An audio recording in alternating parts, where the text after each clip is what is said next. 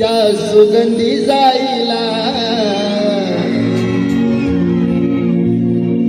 Doctor Babasaheb Ambedkar ज्यावेळी महामाता रमाई यांना आवाज दिला तर ते आवडीने घरात त्यांना राम राम बोलायचे. म्हणून म्हणायचं काय, जसा गुलाब बोलतो या